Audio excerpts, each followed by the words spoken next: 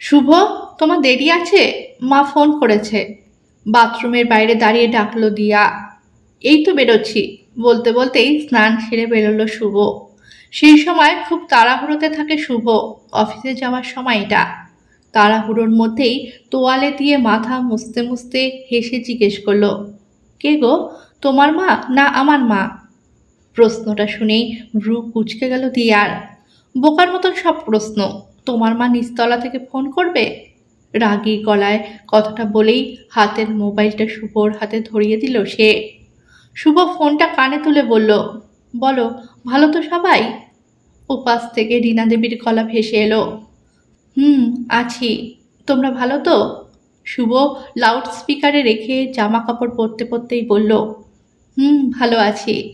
এই তো অফিস বেরোবো বলে তৈরি হচ্ছি। পরশু কিন্তু তাড়াতাড়ি চলে এসো। তোমার মাকে বলে দিয়েছি তোমাদের তাড়াতাড়ি পাঠিয়ে দিতে। রীনা দেবী শুভর তাড়া দেখে আর কথা না বাড়িয়ে আসল কথাটা বলল, পরশু? একটু অবাক হতেই ইশারা করে দিয়া করে বলল, জামাই ষষ্ঠী। শুভ এমন করে হাসলো যেন লজ্জা পেল। বিয়ের প্রথম বছরের জামাই ষষ্ঠী নিয়ে উত্তেজনা কম নাকি ওর? কলিগদের দাদাদের মুখে এই দিনটার সম্পর্কে অনেক শুনেছে।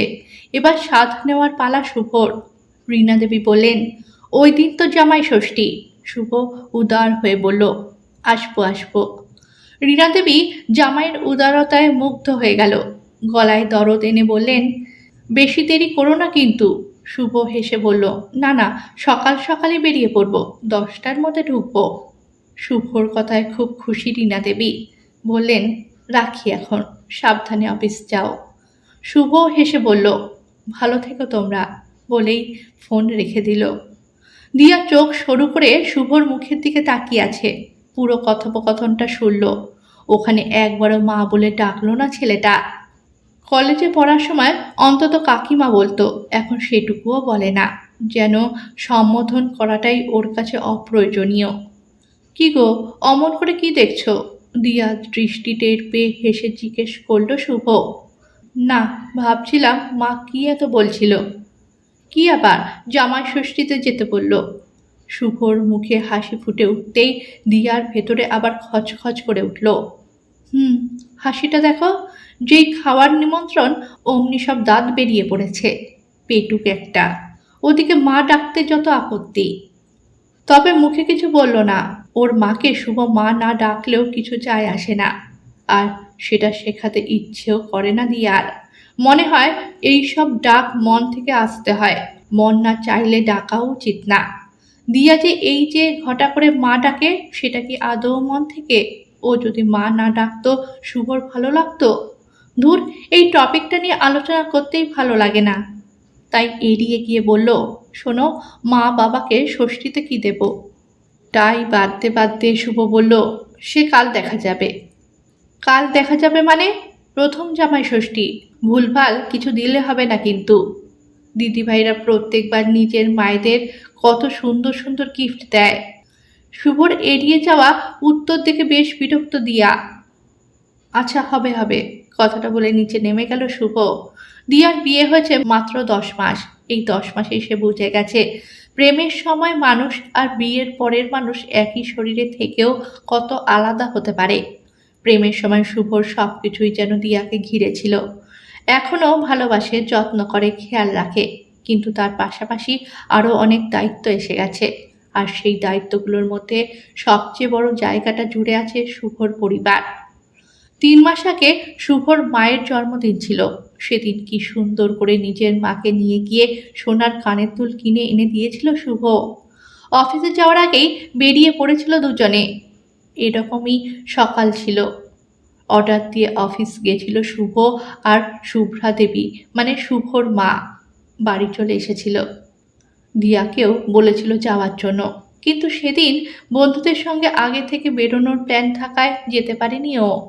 সন্ধেবেলা যখন ছেলে এসে মায়ের হাতে প্যাকেটটা দিল, শুভ্রা দেবী যখন প্যাকেট খুলে দুলটা দেখালেন, তখন মুখের সেই উজ্জ্বল হাসিটা এখনো চোখে ভাসে দিয়ার। বেশ ভালো লেগেছিল দিয়ার। ডিজাইনটাও বেশ সুন্দর। সেদিন থেকেই হয়তো মনের কোথাও একটা ছোট্ট ইচ্ছে জন্মেছিল, আমিও যদি মাকে এমন কিছু দিতে পারতাম। খুব দূর হওয়ার জন্য চাকরিটাও বিয়ের পর ছেড়ে দিতে হয়েছে। নিজের কোনো উপার্জন নেই, এই একটা কথাই বারবার এসে খোঁচা মারে দিয়ার বুকে। কিছু টাকা জমানো আছে অবশ্য, দোকানটায় যাবে কি একবার? ওরা তো ডেলিভারিও তাড়াতাড়ি দেয়। কিন্তু কেন যাবে ও? জামাই ষষ্ঠীর দায়িত্ব তো জামাইয়ের, এইটুকু সেন্স কি থাকবে না এই বাড়ির লোকেদের? দিয়া খাওয়া হয়ে গেছে, বেরোলাম। নিচ থেকে শুভর ডাক শুনে চমকালো, আসছি দাঁড়াও। হন্তদন্ত হয়ে নিচে নেমে এলো দিয়া। শুভ আর মোহনবাবু মানে দিয়ার শ্বশুরমশাই একসাথেই অফিস যায়। ওরা বেরিয়ে যেতেই বাড়িটা আবার নিরিবিলি হয়ে গেল। আজ সকালের জন্য আলুর পরোটা বানিয়েছে দিয়া। রান্নাঘরে ওর কাজ বলতে মূলত সকালের জলখাবার। দুপুর রাতের রান্না এখনো শুভ্রা দেবী করেন। প্লেটে সস ঢালতে ঢালতে দিয়া ডাকলো, মা আগে এসে খেয়ে যাও। ডাকটা নিজের কানে যেতে কেমন যেন লাগলো। কি সহজে সে অন্যের মাকে মা বলে ডাকে ও। আর শুভ ভুল করেছে প্রথমেই, এই আদিক্ষেতাটা না করলেই পারত। শুরু যখন করে দিয়েছে আর কিছু করার নেই। সামনের চেয়ার টেনে বসতে বসতে শুভ্রা দেবী জিজ্ঞেস করলেন, কি ভাবছিস এত? দিয়া একটু ইতস্তত করে বলল, ভাবছিলাম ষষ্ঠীতে মা বাবাকে কি দেব। কি আর দিবি, একটা শাড়ি দিবি। বাবুকে বলেছি শাড়ির বৌদিকে ডেকে পাঠাতে। সামনের মোড়ে ওর বরের দোকান, যাওয়ার সময় বলে দিলেই বৌদি চলে আসবে শাড়ি নিয়ে, ওর কাছ থেকেই নিয়ে নেব। মুহূর্তের মধ্যে দিয়ার মনটা খারাপ হয়ে গেল। নিজের মায়ের জন্য সোনার দুল আর দিয়ার মায়ের জন্য শাড়ি, তুলনাটা না চাইলেও বারবার মাথার ভেতর ঘুরপাক খেতে লাগলো। শুভ্রা দেবী যেন তার মনের অবস্থাটা বুঝতে পারলেন। আরো ভালো কিছু দেওয়া যেত, কিন্তু এবছর অনেক খরচ হয়ে গেছে রে। তোদের বিয়ে, গোয়া হানিমুন, আবার সামনে বিবাহ বার্ষিকী, বাবুর ওপর একসঙ্গে এত চাপ দেওয়া ঠিক হবে না। দিয়া কিছু বলল না, খেয়ে প্লেটগুলো ধুয়ে নিজের ঘরে দোতলায় চলে এসেছে। সবসময় শুধু খরচ খরচ আর খরচ, এটা যে এই কমাসে কতবার শুনেছে। অসহ্য লাগছে দিয়ার। সারাদিন সেই কথাটাই মাথার মধ্যে ঘুরতে থাকলো। আজ শুভ ফিরলেই বলবে সে আবার চাকরি করতে চায়, যদিও কারণটা নিজেই পরিষ্কার বুঝতে পারছে না। শুভ কখনো তাকে কোনো কিছুর জন্য বঞ্চিত করেনি, বরং প্রয়োজনের চেয়েও বেশি দিয়েছে। শুভ অফিস ট্যুরে গেলে শুভ্রা দেবী পর্যন্ত হাতে টাকা গুঁজে দেন। তাহলে এই অস্থিরতা কেন? হয়তো কারণটা টাকার নয়, হয়তো কারণটা নিজের মানুষকে নিজের উপার্জনে কিছু দেওয়ার আনন্দ। আজ ওর টাকা থাকলে দিদিভাইদের সামনে মায়ের মুখটা উঁচু থাকতো। এমন সময় নিচ থেকে ডাক এলো শুভ্রা দেবীর, দিয়া নিচে আয়, শাড়ির কাকিমা এসেছে। ইচ্ছে করছে না, তাও দিয়া নিচে নেমে দেখলো সত্যি যেন ছোট্ট একটা দোকান বসে গেছে। একের পর এক শাড়ি খুলে দেখানো হচ্ছে, কিন্তু আজ কোনো কিছুই ভালো লাগছে না তার। সব কিছুতেই যেন খুঁত চোখে পড়ছে। শেষ পর্যন্ত শুভ্রা দেবী দুটো শাড়ি বেছে নিলেন, একটা নিজের জন্য আর একটা রীনা দেবীর জন্য। রিয়াকেও একটা নিতে বললেন, কিন্তু রাগের মাথায় ও না করে দিল। তবে নিজের জন্য যে শাড়িটা শুভ্রা দেবী বেছে নিলেন সেটা কিন্তু দিয়ার খুব পছন্দ হয়েছিল।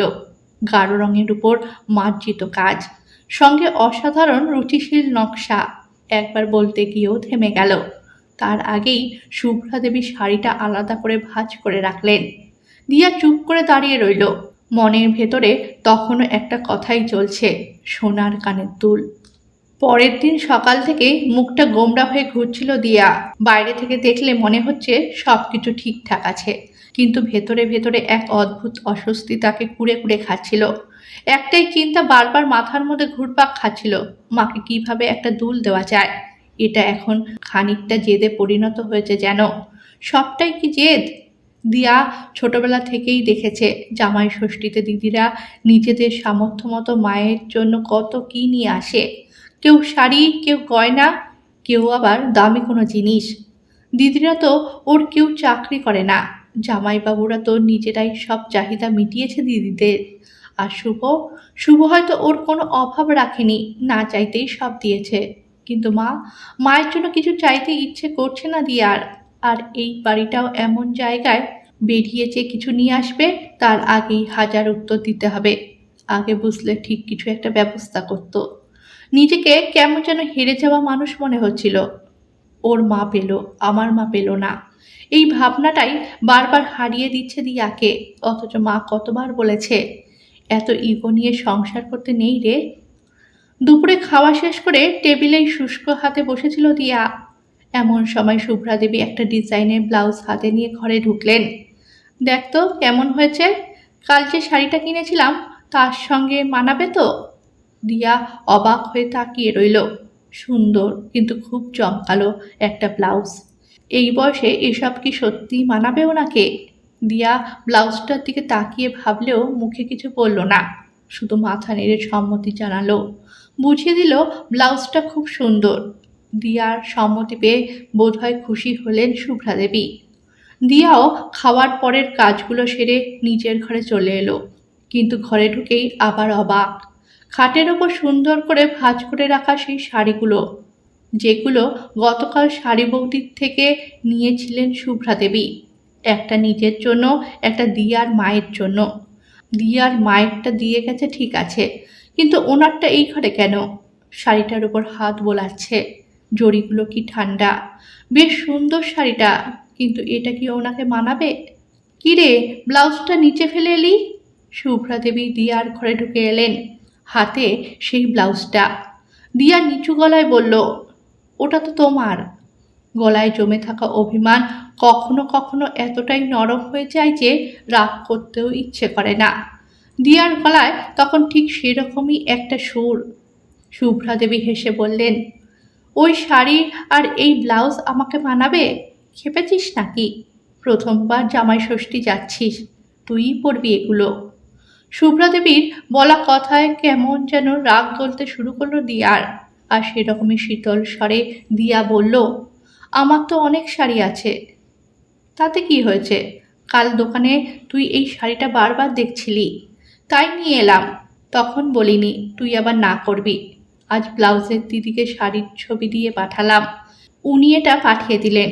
ব্লাউজটা পরে দেখ তো ঠিকঠাক হয়েছে কিনা। একটু থেমে আবার বললেন, বাড়িটা এত ভেতরে যে কিছুই হাতের কাছে নেই। সল্টলেকে না করেছিলাম বাড়ি কিনতে। নাও এবার বোঝো, এই শাড়ি বৌদি, ব্লাউজ দিদি, এরাই ভরসা।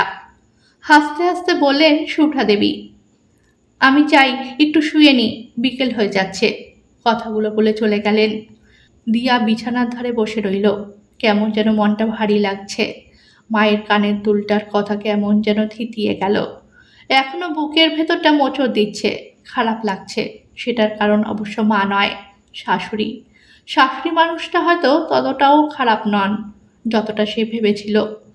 তবু মন খারাপ কাটল না, তাই মোবাইলটা হাতে নিয়ে শাড়ির ছবি তুলে শিল্পাকে পাঠিয়ে দিল। গতকাল কতক্ষণ ধরে দুজনে মেসেজে শাশুড়িদের নিন্দে করেছে। শিল্পা নিজের শাশুড়ির নামে বলেছে, আর তার সঙ্গে সুর মিলিয়ে সেও বলেছে কত কি। মাঝে মাঝে শাশুড়ির নিন্দেটা সত্যি ভাইরাসের মতো। একজন শুরু করলে আরেকজন অজান্তেই তাতে আক্রান্ত হয়ে যায়। এখন দুটো ভালো কথা বললে যদি প্রায়শ্চিত্ত হয়। পরের দিন ভোর হতেই তৈরি হয়ে বেরিয়ে পড়ল শুভ আর দিয়া। পিছনে গাড়ি ভর্তি করে তুলে দিয়েছে আম, লিচু, কাঁঠাল, মিষ্টির ট্রে। কি সুন্দর করে সাজানো সব। দিয়া এই কদিনে বুঝে গেছে এই বাড়িতে দেখানো ব্যাপারটা বেশ আছে। ট্রে করে করে এমন তত্ত্ব সাজিয়েছে যেন বিয়ের তত্ত্ব। একটাই শুধু আম, একটাই শুধু লিচু, এক ট্রে জুড়ে কাঁঠাল, তারপর আছে 3 রকমের মিষ্টি, মায়ের আলতা সিঁদুর। কিন্তু শাড়িটা, ওটা দেখতে পাচ্ছে না দিয়া। ওটার কোথায় যাবে? শুভর ব্যাগেই হবে। গাড়িতে বসে জানলার বাইরে তাকিয়ে এই আড়ম্বরের কথাই ভাবছিল দিয়া। শাশুড়ির উপর আর তেমন রাগ নেই, কিন্তু শুভকে দেখলেই আবার মায়ের দুলটার কথা মনে পড়ে যাচ্ছে। কিন্তু এটাও সত্যি, যা আয়োজন করে পাঠিয়েছে ওরা, দিয়ার কাছে এই ছোট্ট দুলটা চোখেই পড়তো না কারো। তবুও নিজেকে বুঝিয়েছে একদিন টাকা জমিয়ে নিজেই কিনে দেবে দিয়া। ফিরে এসে এখানেই চাকরি খুঁজবে। সল্টলেকের বুকে অ্যাকাউন্টেন্সের একটা চাকরি ঠিক পাবে দিয়া। এই ভাবনাটাই আপাতত সান্ত্বনা। আর এটাই মানুষ, উপায় না থাকলে অন্য উপায়ের পথ ঠিক বের করে, না হলে পরিস্থিতি সামলাতে পারবে না। শুভর গাড়ি দিয়ার বাড়ি পৌঁছতেই হই হই পড়ে গেল যেন। সব দিদিরা, জেম্মা, বম্মা সবাই ছুটে এলো। সবাই দিয়াকে ভালোবাসে অবশ্যই, কিন্তু কিছু আবার দেখতেও এসেছে, বুঝতে এসেছে দিয়ার সুখটা। দিয়াদের বিশাল যৌথ পরিবার, 5 ভাই, তাদের পরিবার, ছেলে মেয়ে সব মিলিয়ে যেন একটা ছোটখাটো উৎসব হচ্ছে। জেঠুদের 5 মেয়ের মধ্যে দিয়া সবচেয়ে ছোট, সেই কারণেই সবার আদরের। বাড়ি এসে দিয়া এক ঘর থেকে আরেক ঘরে ছুটে বেড়াচ্ছিল। জেঠুদের ঘরে ঢোকার একমাত্র কারণ একবার দেখে আসা দিদিরা, জেম্মা, বম্মাদের জন্য কি উপহার এনেছে। আনন্দটা যেন কেমন প্রতিযোগিতার মোড়কে আটকে পড়েছে। কেউ দামি শাড়ি, কেউ সোনার চুড়ি, কেউ আবার নতুন কোনো ইলেকট্রনিক্স জিনিস। মা সবাইকে কি বলবে, দিয়া কি দিল ভাবতেই বুকের ভেতরটা কেমন করে উঠল। আর ওদিকে শুভদীপ্তি নিশ্চিন্তে বসে আম খাচ্ছে। এখানে আসার পর একবারও মা বলে ডাকেনি। অসহ্য। দুপুরে খেতে বসেছে সবাই, দিয়া, শুভ আর দিয়ার বাবা একসঙ্গে। দিয়া গুনে গুনে দেখল শুভর সামনে ঠিক 12টা বাটি। শুভর মুখের হাসি আর ধরে না। খেতে খেতে বলল, মা আর একটু মুড়িঘণ্ট দাও তো।